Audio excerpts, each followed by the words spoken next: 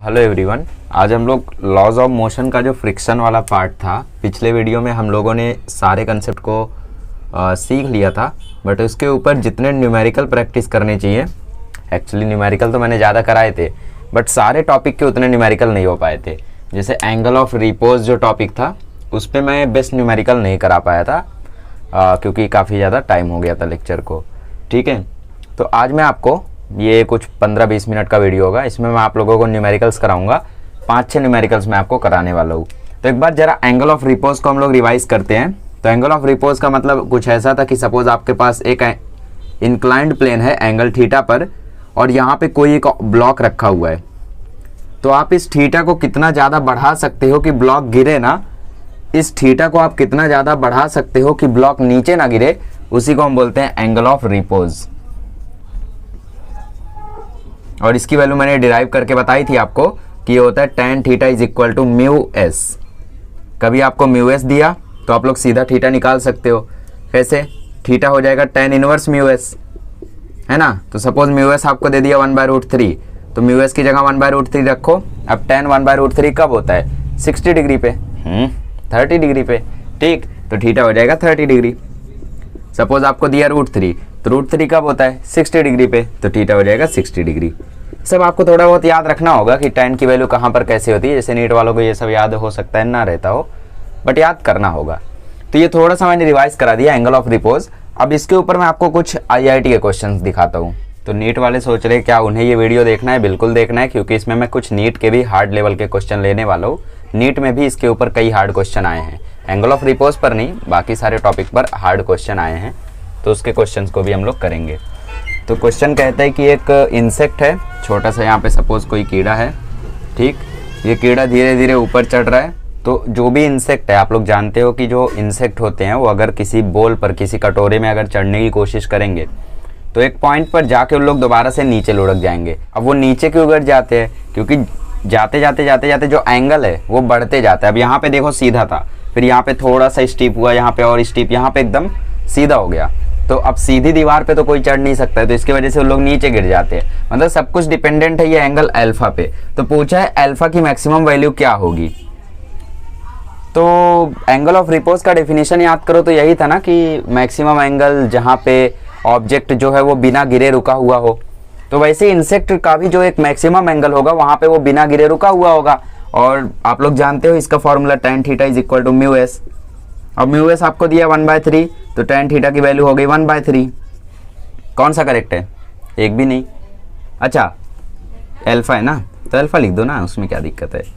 tan theta होता है 1/cot theta, तो ये हो गया 1/cot alpha is equal to 1/3। अब पलट दोगे तो ये हो जाएगा cot अल्फा बराबर 3, और IIT 2000 में आपके आ गए पूरे 4 नंबर। सोचो कितना इजी क्वेश्चन आया था JEE एडवांस में। ठीक है, तो आ जाता है, 1-2 बार आ जाता है, बार बार नहीं। तो इसीलिए आपको छोटा सा छोटा कंसेप्ट भी क्लियर रहना चाहिए। अब इसी पर 2-3 क्वेश्चन और करते हैं। चलिए, तो अगला क्वेश्चन आपसे क्या कहता है? अगला क्वेश्चन कहता है कि अगर आपको, जैसे आप लोग अगर कहीं रेत वगैरह में घूमने जाते हो, तो बीच वगैरह पे, तो वहाँ पे रेत वगैरह पे गए आप लोग घर बनाते रहोगे, है ना। तो यही यहाँ पे बोल रहे हैं कि अगर आपको रेत का घर बनाना है, ठीक है, तो रेत का घर बनाते समय आप लोग एक पॉइंट तक उसको बना सकते हो सर्कुलर में। जैसे मतलब देखो, हमने सपोज ऐसा बनाया, ठीक, बट इसके बाद जब हम लोग इस पे और मिट्टी रखेंगे तो मिट्टी फिसल कर गिर जाएगी, और मिट्टी डालेंगे तो मिट्टी फिसल कर गिर जाएगी। तो ऐसा तो ये बनेगा नहीं। कैसा बनेगा? कोनिकल बनेगा। ठीक है, तो सपोज ये हम लोगों का कुछ ऐसा है, कुछ ऐसा बना है हम लोगों का। तो जब हम लोग मिट्टी इसके ऊपर अगर हम चाहें, हम लोग इसको अगर ऐसा बनाना चाहें, तो ऐसा बनना पॉसिबल नहीं है।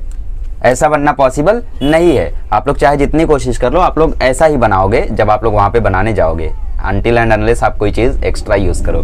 ठीक है, तो ये तो पॉसिबल नहीं है। आप अगर बनाओगे तो ऐसा एक ट्रायंगुलर शेप में बनेगा, बट अगर इसके ऊपर और आप मिट्टी डालोगे तो वो फिर गिर जाएगी। मतलब यहाँ पे एक ही एंगल है थीटा, जिसके आगे अगर आप मिट्टी डालोगे तो फिर वो मिट्टी नीचे चली जाएगी, या रेत डालोगे वो नीचे चली जाएगी, वहाँ पे नहीं रुकेगी। ठीक है, जैसे सपोज इतना हो गया हम लोगों का। अब इसके बाद क्या होगा? ये मैक्सिमम हाइट है, सपोज ये हाइट h है, और वो सर्कुलर का ये बेस रेडियस r है।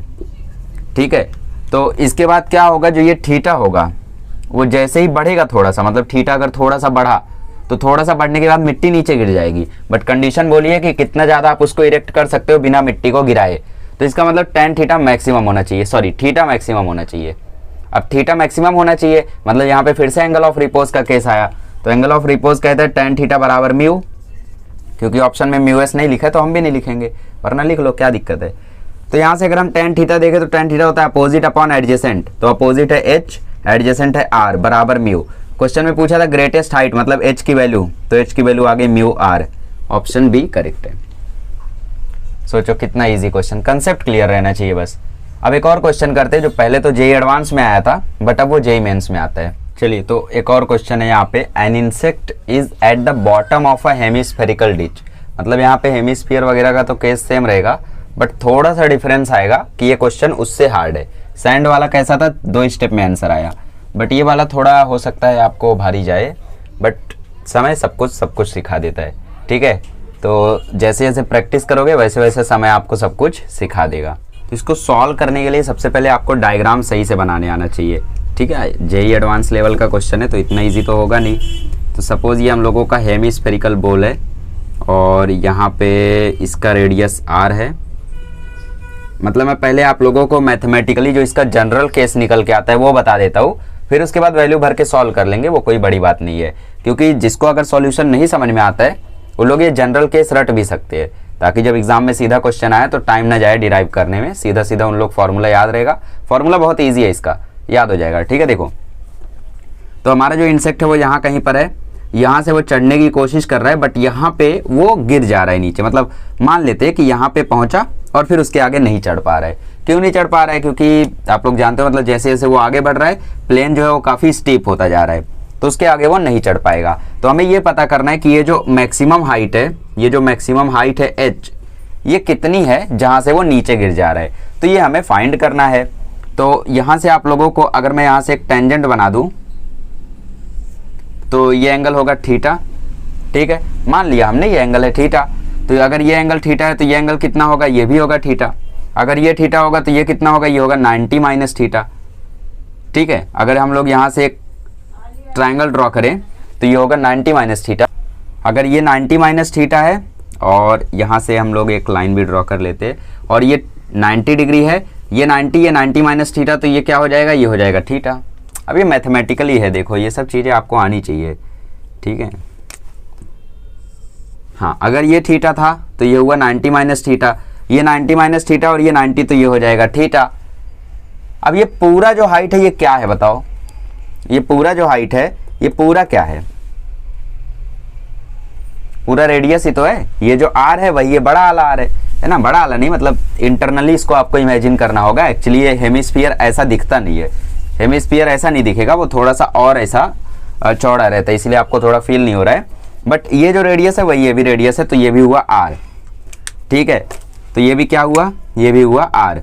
हमें पता क्या करना है, हमें ये एच पता करना है, मतलब हमें इतनी हाइट पता करनी है कितनी होगी। तो पूरा आर है, अब पूरे में से अगर हम इतना माइनस कर दे तो हमें एच निकल जाएगा। ये क्या है भाई, ये एच ही तो है, तो अगर पूरे में से हम इतना माइनस कर दे तो एच निकल जाएगा। बट पूरा कितना है, आर, और इतना कितना है। तो अगर आप लोगों को याद हो तो ये भी देखो रेडियस ही रहेगा।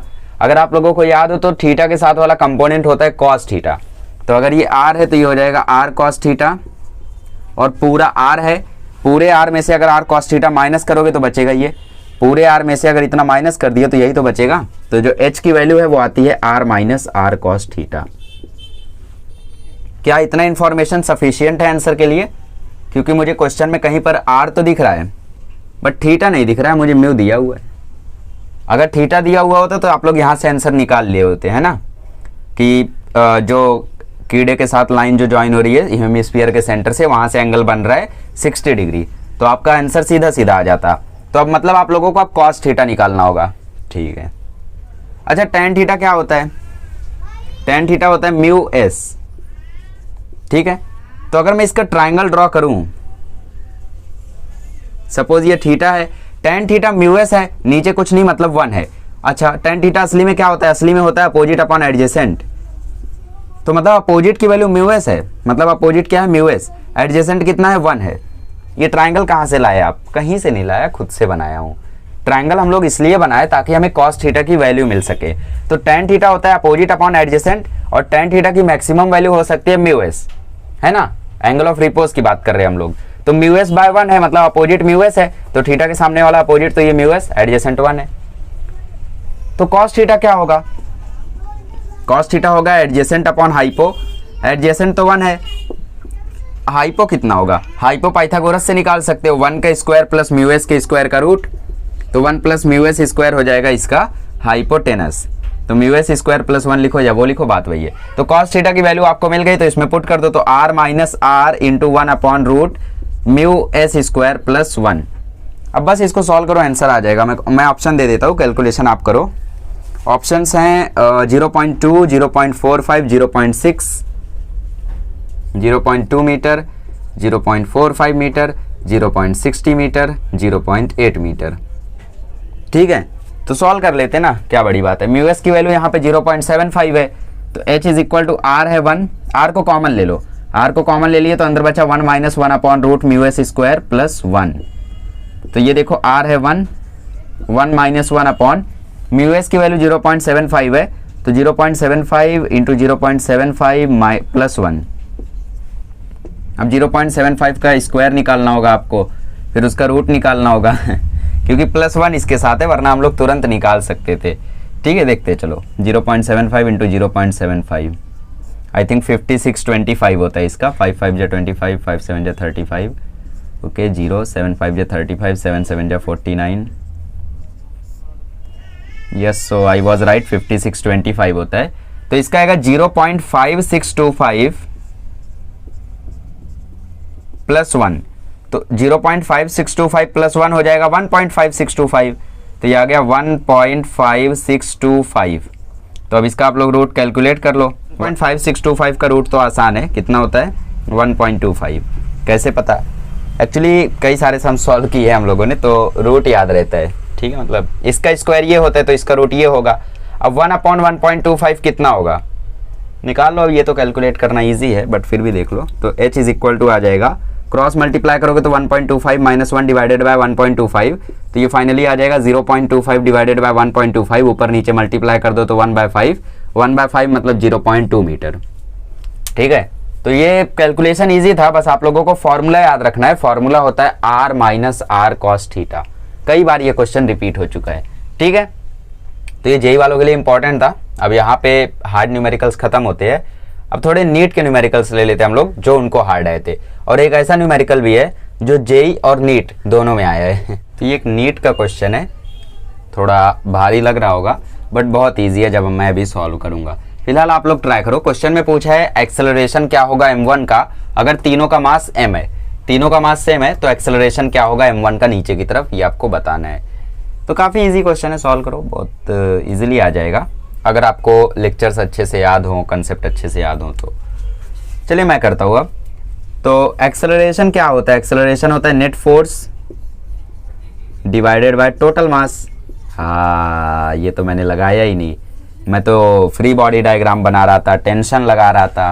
अरे टेंशन वेंशन क्यों ला रहे हो, एक्सेलरेशन पूछा है ना, तो एक्सेलरेशन जब भी पूछे यही फॉर्मूला लगाना। हाँ, तो नेट फोर्स नीचे की तरफ क्या है m1g, कौन रोक रहा है इसको, इधर का फ्रिक्शन, इसको कौन रोक रहा है, इधर का फ्रिक्शन, तो दो फ्रिक्शन इसको रोक रहे हैं, m1g आगे लेकर जा रहा है, तो नेट फोर्स आ जाएगा m1g minus 2f divided by 3m। 3m कैसे हो गया, तीनों का मास सेम है ना, तो m1 m2 m3 3m हो जाएगा, तीनों का मास सेम है तो m plus m plus m 3m। हाँ, तो फ्रिक्शन क्या होता है भाई, म्यू एम जी, तो ये हो जाएगा 2 म्यू एम जी, m तो सेम ही है, डिवाइडेड बाय 3m। तो हर जगह से देखो mg कॉमन ले लो, तो अगर mg वहाँ से कॉमन लोगे तो 1 माइनस 2 म्यू बचेगा और डिवाइडेड बाय 3m है, तो mm कैंसिल हो जाएगा, तो एक्सेलरेशन आ जाएगा g 1 minus 2 mu divided by 3। ये हार्ड था, हाँ मतलब इतना इजी सॉल्यूशन है तो हार्ड तो नहीं था, बट हो सकता है आपको हार्ड गया हो क्योंकि आपको ये बेसिक चीज़ याद ना आई हो, दिमाग में क्लिक ना हुआ हो। आप क्या कर रहे होगे, यहाँ पे टेंशन लगा रहे होगे, नेट फोर्स निकाल रहे होगे, इक्वेशन बनाओगे, आएगा, उससे भी आंसर आएगा। बट मैंने हमेशा बोला कि एक्सेलरेशन के लिए शॉर्टकट लगाओ। अरे नीट का सवाल है, 1 मिनट में नहीं होगा तो क्या 10 मिनट में होगा, इतना टाइम नहीं रहता है वहाँ पे। तो आपको इसीलिए क्वेश्चन भी ऐसे ही दिए जाते हैं कि जिसको ज़्यादा से ज़्यादा 3 मिनट 2 मिनट लगे। अब वहाँ पे इक्वेशन वगैरह बनाओगे तो काफ़ी ज़्यादा टाइम चला जाता है फिर, ठीक है, कितना तेज बना लोगे। तो ये एक्सेलरेशन आएगा g1 - 2μ डिवाइडेड बाई 3। क्या इसको याद कर लें? नहीं, इन सबको याद नहीं करना है। जो इक्वेशन आपको याद करना रहता है वो मैं बताऊंगा आपको। अब यहाँ पे सपोज आपको वैल्यू दी हुई होती कि अगर म्यू यहाँ पे 1.2 है, सॉरी 0.2 है, तो बताओ एक्सेलरेशन क्या होगा नीचे की तरफ। आप बोलते हैं अरे मास वगैरह कुछ तो दिया ही नहीं है, कैसे निकाल लेंगे, किसकी ज़रूरत है, सिर्फ म्यू ही तो चाहिए। अब म्यू की वैल्यू भरो, कमेंट कर दो कि इतना आ रहा है हमारा ठीक है, माइनस आ रहा है तो इसका मतलब क्या है पता है? इसका मतलब ये है कि ब्लॉक पीछे की तरफ जा रहा है तो कमेंट कर दो इसका आंसर, काफ़ी इजी है, 2 आएगा आई थिंक।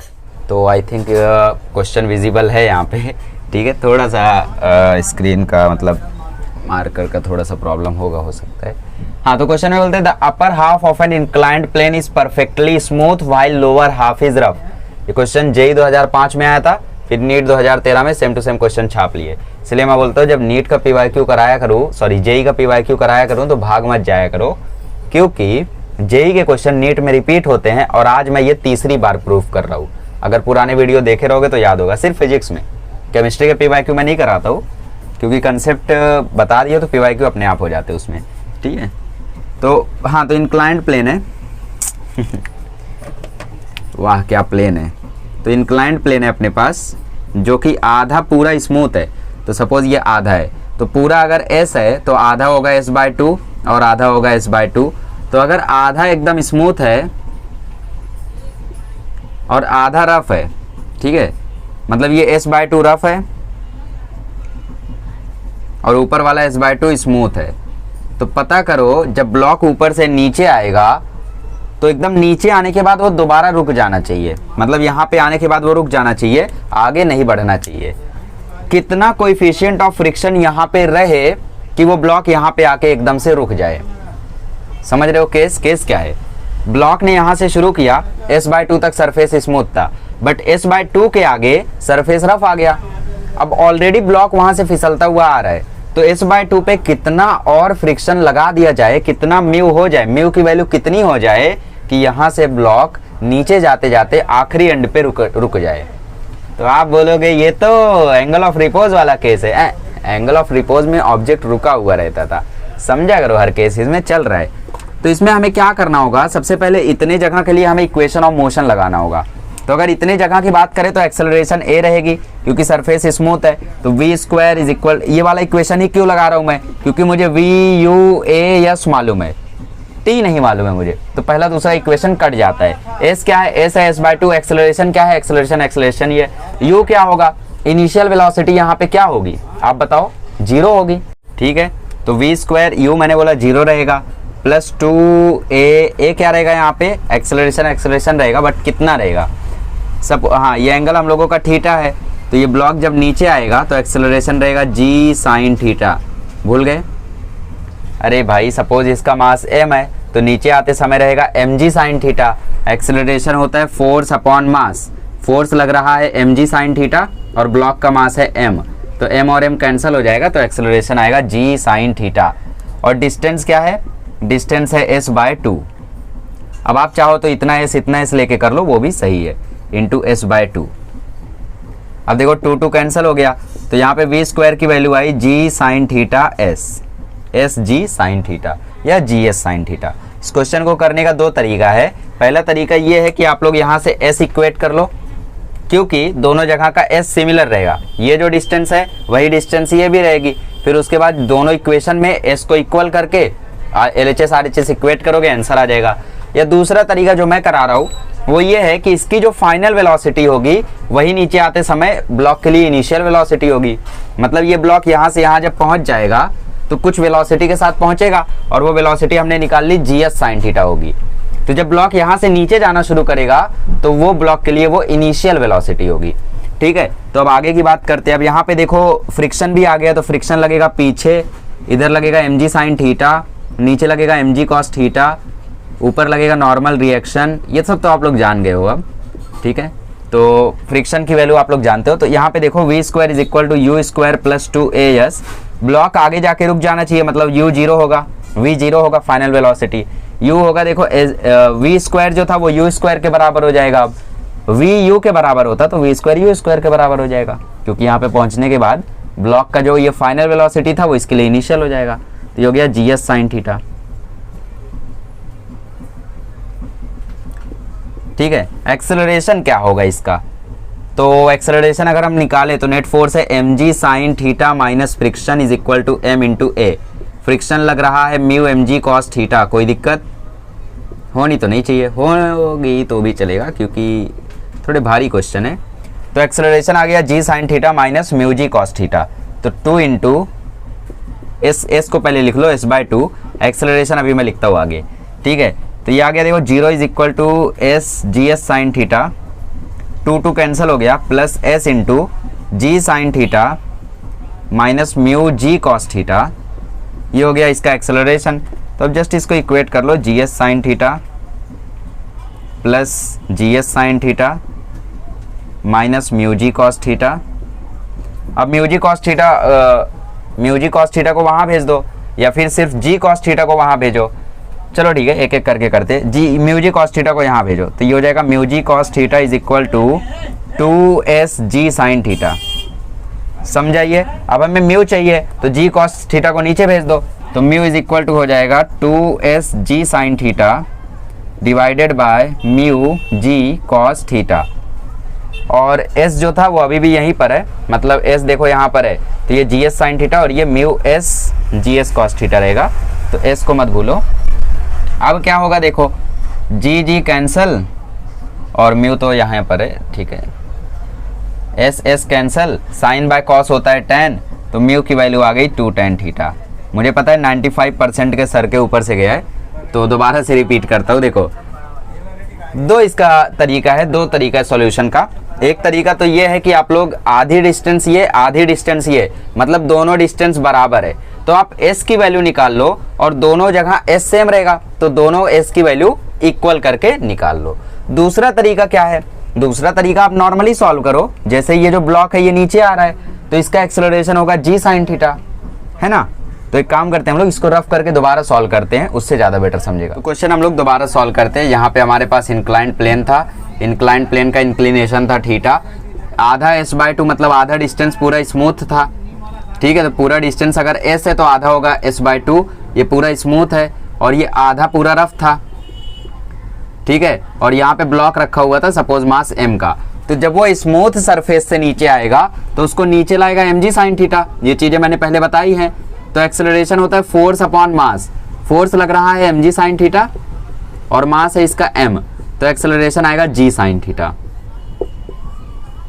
ठीक है, अब इसकी इनिशियल वेलोसिटी 0 होगी, s होगा s/2, एक्सेलरेशन होगा g साइन थीटा, तो हम लोग v पता करते हैं। तो v होता है v square is equal to u square plus 2as, v square is equal to u square तो 0 है, एक्सेलरेशन है g साइन थीटा और s है s/2, 2 कैंसिल, आपकी मर्जी है, आप दोनों को एस लोगे तो भी सॉल्व होगा, आंसर करेक्ट आएगा। तो v स्क्वायर की वैल्यू आ गई gs साइन थीटा। ठीक है, अब जब ब्लॉक यहाँ पे पहुंच गया तो पहुंचने के बाद ये नीचे जाएगा, मतलब नीचे जाते समय इसके पास कुछ ना कुछ इनिशियल वेलोसिटी रही होगी जिससे ये आया, तो यहाँ से यहाँ पहुंचने में ये पॉइंट पर ये ब्लॉक की ये फाइनल वेलोसिटी हुई जो कि है gs sine theta, but at the same point नीचे जाने के लिए वही वेलोसिटी उसके लिए इनिशियल वेलोसिटी बन गई। ठीक है, तो इसके लिए इनिशियल वेलोसिटी क्या हो गई, सेम टू सेम दिस, तो म्यू स्क्वायर की वैल्यू हो गई gs साइन थीटा। अब यहाँ पे एक्सेलरेशन निकालना है तो दोबारा से डायग्राम देख लो, ये आधी डिस्टेंस, यहाँ पे मास m का ब्लॉक रखा हुआ है, नीचे लगेगा mg और इधर के साथ कंपोनेंट होगा mg cos थीटा, ऊपर लगेगा नॉर्मल रिएक्शन, इधर लगेगा mg sin थीटा और पीछे की तरफ लगेगा friction force. mg sin theta नीचे खींच रहा है, फ्रिक्शन रोक रहा है, तो ये हो जाएगा mg sin theta minus friction is equal to m into A. Friction होता है म्यू इंटू एन, एन क्या है mg cos थीटा, तो mg sin theta minus mu mg cos theta is equal to m into a. तो अब देखो m तीनों जगह से कैंसिल, तो एक्सेलरेशन आ जाएगा g sin theta minus g cos theta. ठीक है, अब सेम इक्वेशन इसमें भी अप्लाई करो, v square is equal to u square plus 2as। अब लास्ट में ब्लॉक रुक गया तो मतलब v 0 होगा, u की वैल्यू ये होगी, क्यों, क्योंकि सेम पॉइंट पे जो इस ब्लॉक की इस समय फाइनल थी वही अब इसके लिए इनिशियल है, तो g sin theta plus 2 into acceleration है g sin theta minus cos theta और s है s/2, तो 2 फिर से कैंसिल, तो ये हो जाएगा g sine theta plus g S sine theta minus s cos theta, ठीक है, जी साइन थीटा माइनस यहाँ पे म्यू जी कॉस थीटा रहेगा, ठीक है, म्यू जी भूल गए हम लोग, तो म्यू जी कॉस थीटा, तो म्यू जी को भी लगा लो, mu g s cos theta, ठीक है। तो अब क्या होगा, अब 2g साइन थीटा हो गए, तो 0 इज इक्वल टू हो गया 2g साइन थीटा और s भी है minus mu s g cos theta. अब इसको यहाँ कर लो, तो mu s g cos theta is equal to 2s ji sine theta, ठीक है। तो जी कैंसिल हो गया, एस कैंसिल हो गया और बचा है यहाँ पे म्यू कॉस थीटा बराबर 2 साइन थीटा। अब कॉस थीटा को उसके नीचे भेज दो, तो 2 sine theta by cos theta, sine theta by cos theta tan theta होता है, तो म्यू की वैल्यू आ गई 2 टेन थीटा। बोलो अब समझा। अब इसका दूसरा तरीका आप लोग खुद से ट्राई करना। क्या करना, दोनों डिस्टेंस सेम है ना, तो आप लोग यहाँ से s की वैल्यू निकाल लेना। s की वैल्यू आएगी v square by g sine theta, ठीक है। फिर यहाँ से s की वैल्यू निकाल लेना। यहाँ से जब s की वैल्यू निकालोगे तो वो क्या होगी, यहाँ से इक्वेट करना पड़ेगा आपको। फिलहाल मैं तो यही मानता हूँ कि ये तरीका ज़्यादा बेटर है। अगर आप उस तरीके से जाओगे तो वो थोड़ा डिफिकल्ट पड़ेगा, तो इस तरीके से करो, बेटर रहेगा, ठीक है। अब एक जो होमवर्क दिया था मैंने न्यूमेरिकल, वो करा देता हूँ, क्योंकि मुझे यकीन है कई सारे लोगों से वो नहीं हुआ होगा। तो ये क्वेश्चन मैंने होमवर्क दिया था, बट मुझे देना नहीं चाहिए था, बिकॉज थोड़ा सा भारी क्वेश्चन है, शायद ही किसी से हुआ होगा। तो चलो करेंगे कैसे इसको, FBD बनाओ और क्या, धीरे धीरे हो जाएगा।